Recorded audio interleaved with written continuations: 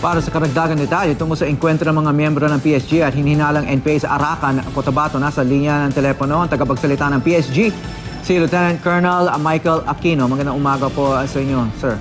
Magandang umaga, Howie, at magandang umaga rin na Cara. Sir, ano po yung pakay ng mga miyembro ng PSG sa Arakan?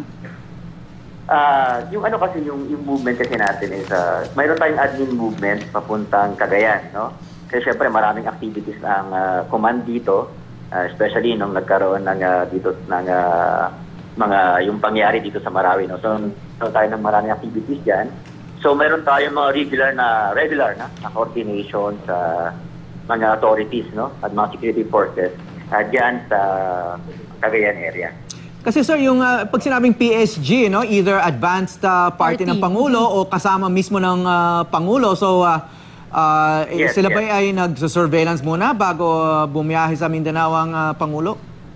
Actually, dalawa kasi ang Malacanang natin, no? Parang dalawang Malacanang natin, no? Meron dito sa Manila at meron din diyan sa Davao, no? So, yung mayroon tayong tropa diyan na every time na nakipag-coordinate, no? So nagpa-function siya. Kasi kung tingnan mo, ang PSG kasi is parang normal na military organization din siya, no? So nagpa-function siya as a military organization, no? So meron din siyang mga coordination, especially yung mga activities na natutukoy, no? Connected sa trabaho ng PSG. At isa na dito yung mga coordination, no? So yung tropa natin na papunta ng Cagayan ay na dalawang sasakyan yon na mayroon tayong admin movement lang siya, no? Admin lang siya, administrative, no? So, meron lang siyang mga coordination na gagawin sa Cagayan. So sir, give us an idea, paano nangyari itong enkwentro na ito? Sino po ang unang nagpaputok?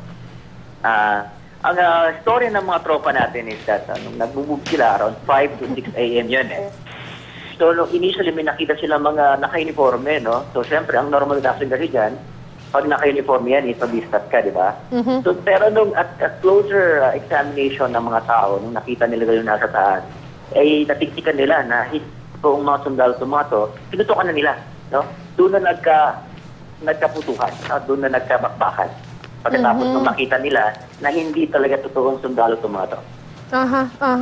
Okay, at kumusta na po ang kalagayan ngayon ng mga PSG na nasaktan sa insidente, sir?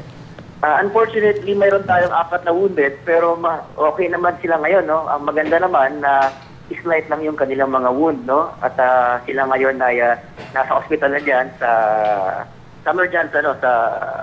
Buda, no? At hopefully may transport na natin sila sa military hospital.